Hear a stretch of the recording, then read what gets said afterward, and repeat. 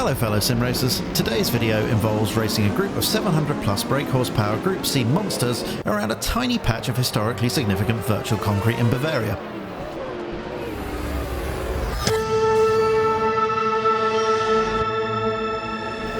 Join the action in the cockpit of the truly magnificent Porsche 962C. This car is far and away my favourite car of the Group C era and probably my favourite car of all time. We get a reasonable start with the AI absolutely everywhere, weaving Sauber there for no reason whatsoever. Going to take it very, very gently into turn one as we get swiped by that very same Sauber. Oh, we've got a 962 and a Sauber down the escape road there, as you will quickly come to see. That's not entirely uncommon on this track. Bumpy as all hell going from, well, what's technically turn 3 down towards turn 5 and 6, I think. There's only 4 proper corners on this track. Technically 8, but 4 of them don't really count. A bit squirrely getting on the power as everything's still on the cold side.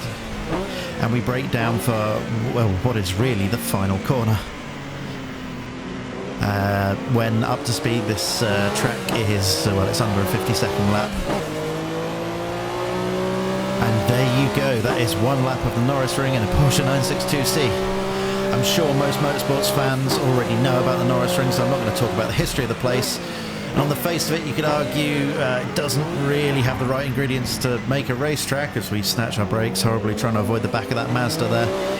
But despite all of that, Norisring produces some surprisingly good racing. And that, well, it brings me to the why of this video. For reasons that are probably now lost to history, Norisring hosted Group C races throughout the 80s. Clearly, whoever pitched the idea of unleashing a field of high-power, high-downforce Le Mans cars around a venue that was otherwise used to host heavy metal concerts was living on another plane of reality. On paper, the combination's stupid, but for some reason it worked out just fine in practice. And I have to say, from the safe confines of my sim racing rig, it's damn good fun. Already 2 laps down now, and checking our mirrors as we got lots of wheel spin coming off the final hairpin there. Brake heavily down into turn 1. AI is closely bunched up, so they're very close. We take a wider line so we don't get pinched on the apex. The blast down to the only other significant corner on the track really here. The chicane is very short. Despite the width of the track here, the aero doesn't get activated at this sort of speed in the 962, so it's horribly slow through there. Feels very, very awkward in this car. Quick blast down the back straight, brake down to first gear again for the final hairpin, and try and get the car straightened out gently on the power, as gently as we can. We weren't even a third of the way down the throttle, and the back end was trying to take over us there, and there we go, another lap down. We have unmistakable sound of a Sauber trying to put one up the inside. We give him plenty of room. There's actually a surprising amount of grip away from the apex there, so you don't necessarily always lose too much. You don't necessarily lose too much time by being wide and missing the apex. It's not the ideal line, but it allows you to get on the power earlier. And if you're duking out with, for example, a Sauber Mercedes, like we are there, as we give the AEG car a bit of a love tap. It doesn't necessarily work out too badly. Already over halfway through this race now. Action comes thick and fast here as we trail a gaggle of 3 Mazda 787s. Should quickly mention that this mod track was originally for R-Factor, and I think it's a conversion by Sandrox and Rainmaker. I'm not going to post a download link for this, but Google is your friend if you too want to drive a stupidly fast car around this place.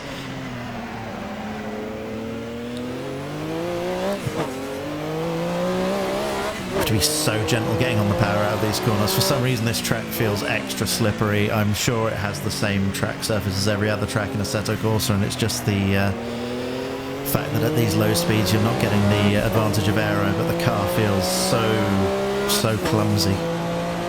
In a good way. I mean, it's fun, but you have to just be so careful here as I snatch a brake slightly going into the final hairpin there.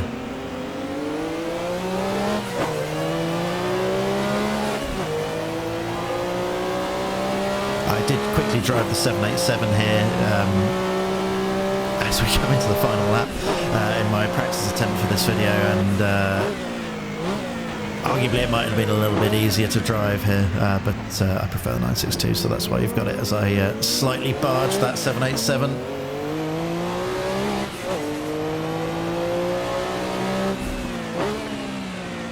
Changing down a little bit early there, but it doesn't really hurt us.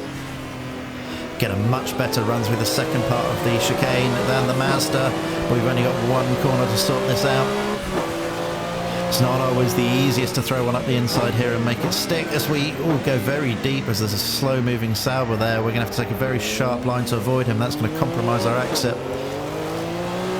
And as it absolutely has, and the 787 has come back at us hard, and we're going to lose that place before the line. But there you go. It's the text at the top of the screen says session over, and that brings us to the end of the race and the end of the video. If you've enjoyed watching me drive this Porsche around the old parade ground, please consider pressing the thumbs up and subscribing to my channel. As always, thank you for donating your valuable attention to this daft video. It is truly appreciated. Until next time, guys, thank you for watching and enjoy the rest of your day. Goodbye.